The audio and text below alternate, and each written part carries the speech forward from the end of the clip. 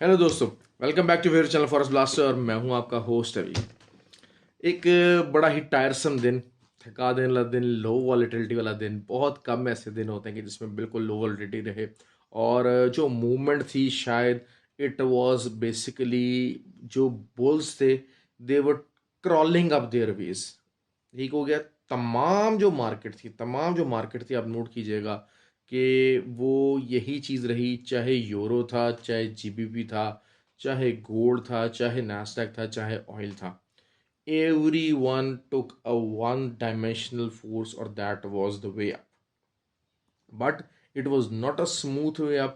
Low volume, लो volatility और बहुत ज़्यादा क्रॉलिंग वे था। तो नर्व रेकिंग डे होता है बेसिकली, क्योंकि ये होता है कि इस किस्म के जो दिन होते हैं, थोड़ा बहुत जब वॉलेटिलिटी आई जीडीपी नंबर के बाद आई, GDP number on the lower side था।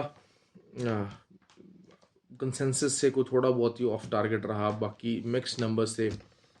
जो जॉब डाटा था उसने भी जो है वो काफ़ी उसको जो है वो घुमाया फिराया। और मतलब ये कि थोड़ा सा ये था कि थोड़ा सा पॉजिटिव साइड ये थी कि जो है वो जो थे जॉब क्लेम्स थे, जॉबलेस क्लेम्स थे, वो लास्ट वीक के मुकाबले में इस वीक थोड़ा सा इंक्रीज हुए। तो that was something positive thing for the federal reserve. फिर स्पीचेस थी। स्पीचेस में दो जो लोग थे उन्होंने कहा कि जी हम तो आगे रेट बढ़ाएंगे और सारा कुछ करेंगे, will take the policy matters in our hand. और जो एक साहब थे उन्होंने कहा कि जी हाँ जी, अगर तो ये बैंकिंग सिचुएशन ऐसे ही रहती है, कंसर्न शो किया, तो overall it was a concern market.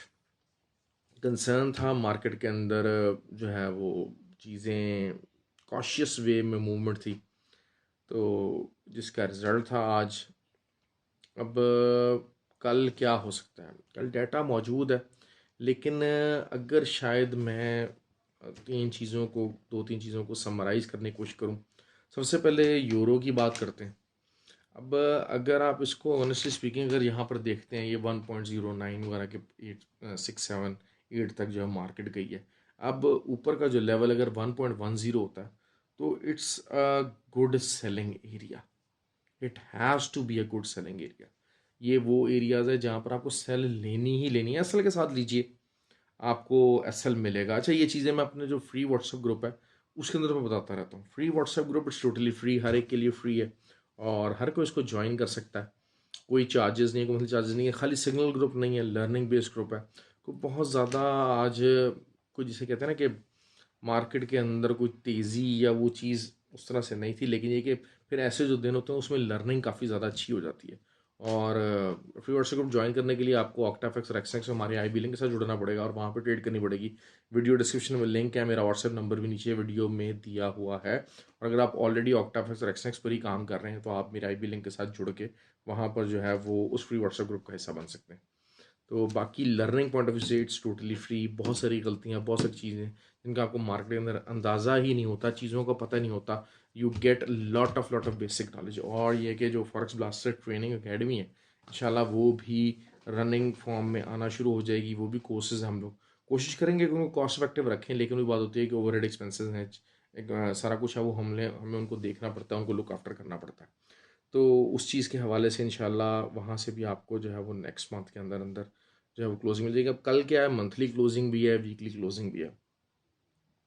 तो यूरो की बात करते हैं। 1.10 का जो एरिया है, 1.103, यहाँ पर सेलिंग नहीं लेंगे तो क्या बाय लेंगे। सिंपल सी चीज़ है, यहाँ पर रिस्क आपको बाइंग का लेना पड़ेगा। दूसरा, जीबीपी यूएसडी की बात करते हैं। 1.245, 1.243 हाई सेलिंग एरिया होना चाहिए ये। ओके, जीबीपी का डाटा भी है। जो है वो जीडीपी नंबर्स हैं, लास्ट टाइम ज़ीरो आया था, इस दफ़ा कंसेंसस ज़ीरो का है, और आई थिंक कंसेंसस के मुताबिक होंगी। लेकिन वही चीज़ है कि जो डॉलर का डाटा है that is pretty important actually. और इसमें जो सबसे इम्पोर्टेंट डाटा रहेगा मिशिगन कंज्यूमर जो है सेंटीमेंट का भी नंबर मौजूद है। लेकिन जो असल जो चीज़ जिसको देखा जाएगा, वो देखा जाएगा कंज्यूमर स्पेंडिंग जो है वो बहुत इंपॉर्टेंट है।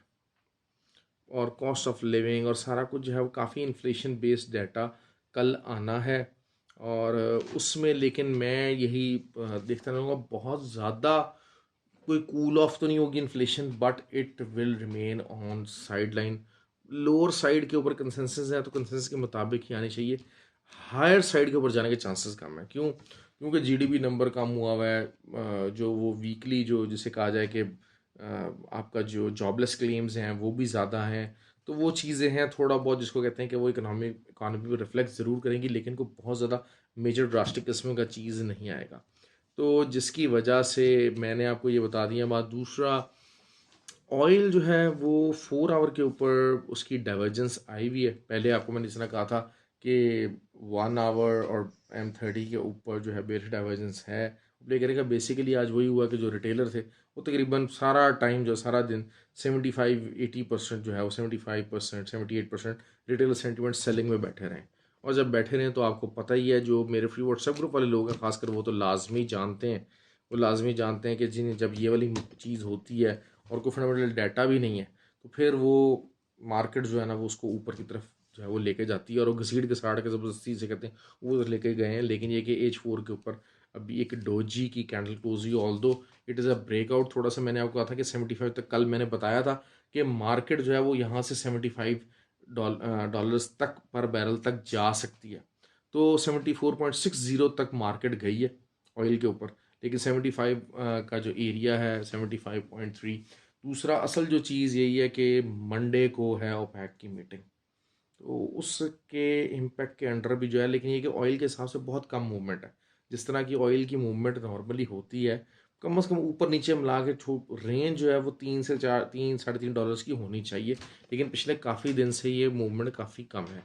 तो this is something very alarming actually. और जो है वो ऐसा कोई है नहीं चीज़ मामला। देखें, क्योंकि बात यही है कि एक्चुअल जो डिमांड है ना regarding oil, that is not there. तो फिजिकल को बहुत ज़्यादा डिमांड हो, कुछ इकोनॉमी बड़ी बूम कर रही, ऐसे मामलात हैं नहीं। तो जिसकी वजह से कि जनाब हाँ उसको सप्लाईज को कट शॉर्ट और उसको मैनिपुलेट करके तो चीज़ों को ज़रूर एडजस्ट किया जा रहा है। But the thing is that कि हाँ मैक्सिमम मैं इसको 76 के बाद इसकी वापसी लाजमी इसकी देखता हूँ। क्योंकि शायद जो है वो उसके बाद अभी भी आप जिसे नोट करेंगे कि थोड़ा सा जो बुलिश प्रेशर है वो थक रहा है। सिचुएशन थोड़ी सी ज़रा थक रही है। They are getting cooled off. तो ये हो सकता है कि जनाब जो है ना कोई वो बहुत जल्द आपको इसमें प्रॉफिट टेकिंग होनी शुरू हो जाए। अच्छा, सबसे जो अच्छी जो बात मैं करना चाहूँगा, बहुत लोग मुझे कहते हैं एक्सएनजी। देखिए एक्सएनजी इस टाइम के ऊपर 2.16 के ऊपर खड़ी हुई है। यार कितना को और नीचे चली जाएगी? हम लोग, मेरे पास लोग आते हैं बात करते हैं, वो कहते हैं सर हम बड़ी बड़ी देर से 400-500 पिप्स नेगेटिव ट्रेड्स होल्ड किए हुए हैं। तो भाई अगर होल्ड करना है तो इसको होल्ड करो, 3 महीने 4 महीने 5 महीने 6 महीने इसको होल्ड करो। 4 आवर H4 के ऊपर और जो है वो 1 के ऊपर, एक तो जो है वो डेली D1 के ऊपर डबल बॉटम फॉर्मेशन है। दूसरा ये कि कल का इसने लो नहीं तोड़ा एक्सएनजी ने। तो द सिचुएशन इज़ देयर कि हाँ ये अगले आने वाले 1-2 दिन के अंदर डबल बॉटम इसका प्ले करने की पोजीशन में आ जाए। तो देर इज़ हाई चांसेस के ये प्ले हो जाएगा। और इसकी जो अभी ट्रेंड लाइन की जो रेजिस्टेंस है वो जस्ट 2.32 है। तो परसों ट्राई भी की थी इसे तोड़ने की, लेकिन वहाँ से रिजेक्शन आ गई। एक दफ़ा और जो है वो ट्राई कर लेगा। द मोमेंट किसी दिन भी 2.32 के ऊपर इसकी क्लोजिंग आ गई तो जो नेक्स्ट लेवल है 2.75, मतलब बहुत अच्छा लेवल मौजूद है। कोई 500-600 पिप्स का प्रॉफिट इसके अंदर मौजूद है। और अगर डाउन साइड के ऊपर देखते हैं तो worse come worse 1.19 can be something कि जनाब जहाँ पर कोई दुनिया इंतज़ार बैठी कि हमने यहाँ से इसको अन्यवा बाय करना है। तो इस चीज़ के इस पॉइंट ऑफ व्यू से एक्सएनजी को देखें, एक्सएनजी को के ऊपर अपने आप को पोजीशन करें, अपने आप को लॉन्ग टर्म स्विंग ट्रेड के लिए अपने आप को टारगेट करें। ये मैं आपको बता रहा हूँ, ये मैं बड़े इनिशियल आपको जो है ना प्रॉफिट इसके बता रहा हूँ, इसकी रेंज बता रहा हूँ। क्योंकि थोड़ा सा ये हो जाता है कि हम लोग थोड़ा सा इंट्राडे के मॉडल से बात करते हैं सारा कुछ है, तो 2-3 महीने मार्केट इसी रेंज के अंदर रह सकती है। लेकिन एक आध हफ्ते के अंदर और मेरे हिसाब से जब अगले शायद 10 दिन के अंदर अंदर आपको ये 500-600 पिप्स का प्रॉफिट, बड़ा एक स्मूथ प्रॉफिट बड़ा एक स्मूथ प्रॉफिट आपको देने को तैयार है। आपको याद होगा कि जब USD JPY 150 के ऊपर था तो मैं उस टाइम कहता था भाई इसको सेल करें सेल करें सेल करें। बातें हो रही थी 160 पे जाने की। यूरो और जो USD था वो जब 0.96 पे था तो मैं कहता था भाई इसको बाय करें, बाय करें, इसको लंबा होल्ड करें। तो बातें उस टाइम पे हो रही थी 0.91 की। तो मैंने ये बात की थी कि ये जो ट्रेड्स हैं ये स्विंग ट्रेड्स हैं, मौका है, लेकिन इसमें 2-2 3-3 4 4 महीने लग जाते हैं। So you have to be patient, लेकिन this is the way they are, this is the way to do the safe trading. तो सेफ ट्रेडिंग का जो एरिया है वो इस टाइम के ऊपर एक्सचेंजी मौजूद है उस सेफ एरिया के ऊपर। तो you have to do that. दूसरा यही बात है कि अगर जो है वो ऑयल दोबारा से अगर आपको 76.4 के ऊपर मिल जाता है, that will something be very very crazy कि अगर आप वहाँ पर अपनी सेलिंग पोजीशन ना लें। क्यों? क्योंकि एक बहुत तमाम तरह के जो है ना वो इंडिकेटर्स होंगे कि जनाब उसको नीचे की तरफ धकेलने के लिए। अच्छा, नैस्डैक की बात करते हैं। नैस्डैक का मैंने आपको कहा था 13,000 जा सकता है, वही तकरीबन 12,900 समथिंग पे गया। अच्छा, एक और चीज़ है, जब से 10,600 से ये उठा है तो इट्स बीन 13 डेज कॉन्टिन्यूस कि ये ऑन द अप ट्रेंड है। अच्छा, अगर 13 डे 26 डे तो हम इसको क्या कहते हैं, हम फिबोनाची इसको बात करते हैं, तो 13 डे इसको हो चुके हैं। कल 14th डे होगा तो this can be the time for a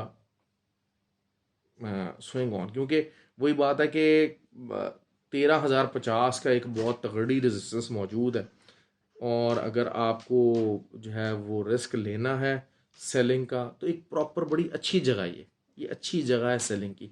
आपके बेसिकली देखें, जो मर्जी हो जाए, आप इवेंचुअली आरएसआई को बहुत बड़ा टूल नहीं होता, बहुत ज़्यादा इंडिकेटर, बड़ा अच्छा कोई इंडिकेटर नहीं है। अगर आप उसको सोलली अकेला उसको अगर आप जज करने की कोशिश करें तो उसके ऊपर को बहुत ज़्यादा अच्छी एंट्रीज नहीं होती। उसमें आपको एक दो चीज़ें ऐड ऑन करके तो आपको एक अच्छी एंट्री, बहुत अच्छी एंट्री दे सकता है। इस टाइम के ऊपर नैस्डैक के ऊपर H4 के ऊपर बेरिश डाइवर्जेंस बहुत ज़बरदस्त आई हुई है, और डेली टाइम फ्रेम के ऊपर बहुत अच्छी बेरिश डाइवर्जेंस आई हुई है। तो वही चीज़ है कि ये वो एरिया, अगर आप 250-300 पिप्स का अगर आप एसएल बर्दाश्त कर सकते हैं तो फिर ये वो एरिया है जहाँ पर आप बहुत अच्छी सेलिंग ले सकते हैं। This is something very very good that is boiling up. तो you have to get into that frame of mind. और नाम फॉरेक्स, फॉरेक्स में रिस्क का नाम है, रिस्क आपको लेना पड़ेगा। गोल्ड, गोल्ड ने माशाल्लाह जनाब जो है ना वो काफ़ी, जिसे कहते हैं कि वो 1 डे के ऊपर 9 मूविंग एवरेज की सपोर्ट पकड़ी, और H4 के ऊपर भी जो बेसिकली आज की जो क्लोजिंग थी H4 के ऊपर वो 9 मूविंग एवरेज के नीचे थी, लेकिन द मोमेंट अगली कैंडल्स बनी है तो वो उसने 9 मूविंग एवरेज के ऊपर अपने आप को रखा, फिर नीचे आके उससे सपोर्ट ली। तो इट वाज बेसिकली समथिंग कि वहीं पर ही इतना बता दिया था कि मैं ऊपर की तरफ जाने लगी हूँ। तो बहुत सारे लेकिन लोगों ने सेलिंग में प्रॉफिट निकाला, 72 के ऊपर बार बार आई, स्कैल्पिंग करते रहे, सारा कुछ। अब कल भी यही होगा कि रात, क्योंकि मूवमेंट जो है वो आनी है शाम में, हाई इम्पैक्ट डाटा है, लेकिन you have got the chances. क्यों? क्योंकि यूरो का भी डाटा मौजूद है, यूरो का सेल्स नंबर्स मौजूद हैं, रिटेल सेल्स नंबर मौजूद हैं, and that is on the diminishing side. ये मैं आपको बताता हूँ कंसेंसस, और अगर उससे बुरे आते हैं तो euro will give an excellent selling opportunity in the morning, और जिसका मैं जिक्र कर चुका। अच्छा, गोल्ड की बात करते हैं। गोल्ड अगर अगर आपको 1993 को मिल जाता है, देखें गोल्ड के ऊपर हो क्या रहा है। The people are saying that Fed won't be able to increase interest rates, that is why they are betting on gold right now. लेकिन 2000 से ऊपर गोल्ड के फिलहाल फिलहाल the people are not willing, जो बड़ा इन्वेस्टर है वो $2,000 से ऊपर गोल्ड को अभी होल्ड करने के मूड में नहीं है। दूसरा, 1993 को अगर आप देखते हैं तो यहाँ से there is high possible chances कि अगर रिजेक्शन होती है तो हेड एंड शोल्डर्स पैटर्न बन जाएगा। ठीक है, बहुत कोई कन्विंसिंग किस्म का हेड एंड शोल्डर पैटर्न नहीं बनेगा, बट चांसेस आर देयर कि वहाँ से रिजेक्शन पे बन सकता है। तो आपने कल उस एरिया को देखना है, मॉनिटर करना है कि 1993 के आसपास अगर आपको मिलता है तो आप वहाँ से फिर सेलिंग अपनी एंट्रीज डाल सकते हैं, जो कि आपको अच्छा हेड एंड शोल्डर्स पैटर्न देगी। जो कि नीचे के लेवल्स में अभी बता दूं बात, I am still not convinced right now कि अभी $2,000 से ऊपर मार्केट को होल्ड किया जाएगा। हाँ, होगा क्या कि नेक्स्ट मंथ में जो रेट ऑफ चेंज का, basically that will be the last rate of change decision. अगर नेक्स्ट मंथ के अंदर फेडरल रिजर्व रेट अपना इंक्रीज़ नहीं करता, इंटरेस्ट रेट इंक्रीज़ नहीं करता, तो दैट विड बी इट। उसके बाद बात होगी कि फेडरल रिजर्व अपना इंटरेस्ट रेट कम कब कर रहा है। ठीक हो गया। और फिर जो गोल्ड को प्राइस, जो चीज़ पुश ऑन करेगी वो पुश ऑन करेगी, क्योंकि ये that will be something next month के अंदर, that will something a last push. उसके बाद रिसेशन का इम्पैक्ट जो होगा वो गोल्ड को पुश करेगा कि अच्छा यार मार्केट रिसेशन में जा रही है, नहीं जा रही। क्योंकि अभी ये जो है ना कि हाँ जी इंटरेस्ट रेट नहीं बढ़ रहा, तो that is giving a push to the oil prices, gold prices. उसके बाद रिसेशन हो रहा है कि नहीं हो रहा, रिसेशन हो रहा है, तो that fundamental will push up to the gold prices. लेकिन और उसके बाद ईयर एंड के ऊपर क्या होगा, अच्छा जी federal reserve interest rate decrease कर रहा है कि नहीं कर रहा, नहीं कर रहा, it will bring the gold prices downward. तो ये इस तरीके से पूरा जो ईयर क्वार्टर वाइज क्वार्टर है, तो उसमें हम फंडामेंटल इम्पैक्ट को ऐसे जज करना शुरू करेंगे। तो next week next month will be the last something, और उसके लिए कल जो पर्सनल कंजम्पशन का जो है, पर्सनल एक्सपेंडिचर्स और पर्सनल इनकम जो है, that will be something a very very important tool actually. ख्याल रखें अपना जी, have a good day. I hope कि आपको वीडियो पसंद आई। काफ़ी ज़्यादा चीज़ों को मैंने आपको ब्रीफ करने की कोशिश की है, ट्रेडिंग आइडियाज़ भी दिए हैं, टेक्निकल साइड के भी और फंडामेंटल साइड के भी। ओके जी, ख्याल रखें, थैंक यू वेरी मच।